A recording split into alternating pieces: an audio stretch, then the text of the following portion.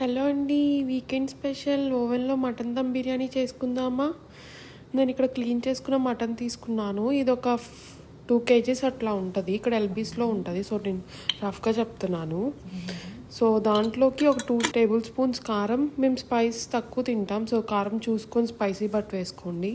టేస్ట్కి సాల్ట్, మసాలా ఒక 2 table spoons. ఇది షాంది తీసుకున్నాం ఇక్కడ, సో అది ఎక్కువ మసాలా స్పైస్ ఉండదు. సో నేను కర్డ్ ఎక్కువ వేస్తాను, ఆయిల్ తక్కువ వేయచ్చు అని. అలాగే హ్యాండ్ఫుల్ కొత్తిమీర, హ్యాండ్ఫుల్ పుదీనా, అలాగే ఒక 9 పచ్చిమిర్చి. అవి స్పైస్ ఎక్కువ ఉన్నాయి, అందుకే 8 తీసుకున్నాం. ఇంకో ఒక హాఫ్ లెమన్ జ్యూస్. ఇక్కడ పెద్ద లెమన్ అయితే కనుక ఒక హాఫ్, చిన్నదైతే ఫుల్ లెమన్ తీసుకోండి. అండ్ అలానే ఒక 2 tablespoons ginger garlic paste వేసి, అండ్ ఫ్రైడ్ ఆనియన్స్ ఒక హ్యాండ్ఫుల్ కొని మన గ్రేవీ కన్సిస్టెన్సీ మనకు ఎలా కావాలో దాన్ని బట్టి వేసుకోవడమే. సో అంతా పెట్టి కలుపుకొని ఇంకొక పక్క వాటర్ పెట్టుకుంటే బాయిల్ అవుతాయి. నేను 6 గ్లాసెస్ ఆఫ్ రైస్ తీసుకున్నాను. ఇంకా వాటర్ బాయిల్ అయ్యాక బిర్యానీ స్పైసెస్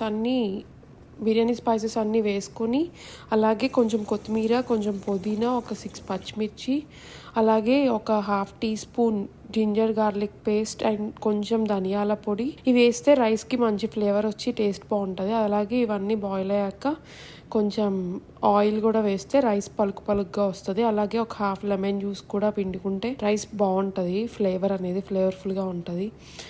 మేము ఏం చేస్తామంటే అది బాయిల్ అయ్యాక ఆ పైన ఉన్న స్పైసెస్ అవన్నీ తగిలితే మా ఇంట్లో నచ్చదు, సో నేను అందుకే తీసేస్తాం అవి. ఇంకా అవన్నీ తీసాక సోక్ చేసిన రైస్ ఒక 30 మినిట్స్ సోక్ అయినా చాలు. మాకు ఇంకా టైం తక్కువ ఉందంటే మేము హాట్ వాటర్లో సోక్ చేస్తాం. సో సోక్ చేసిన దాన్ని బాయిల్ అయ్యాక ఇంక సాల్ట్ వేసుకొని, సాల్ట్ ఎక్కువ ఉండాలి, అది తెలుసు, సముద్రం ఉప్పు అంత సాల్టీగా ఉండాలి.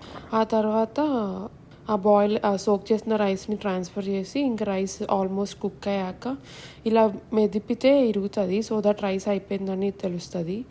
ఇంకా ఆ తర్వాత ఆ రైస్ని మనం మ్యారినేట్ చేసుకున్న మటన్ మీద వేసేసుకొని లేయర్స్గా, ఇక్కడ మేము 2 లేయర్స్గా చేస్తాము. అలాగే కుంకుమ పువ్వుని నేను పాలలో సోక్ చేసి పెట్టుకున్నాను.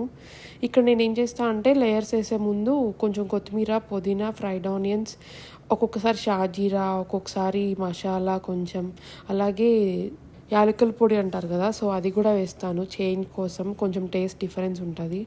ఇంకొక లేయర్ ఇది దమ్ పెట్టాక ఇంకొక లేయర్ వేసి దానికి కూడా సేమ్ రైస్, ఫ్రైడ్ ఆనియన్స్, కొంచెం షాజీరా. మాకు షాజీరా సెకండ్ లైన్లో ఎక్కువ పడింది, సో ఇక్కడ వేయలేదు. అక్కడ కొంచెం వేసుకుంటే ఇక్కడ కూడా వేసుకోవచ్చు.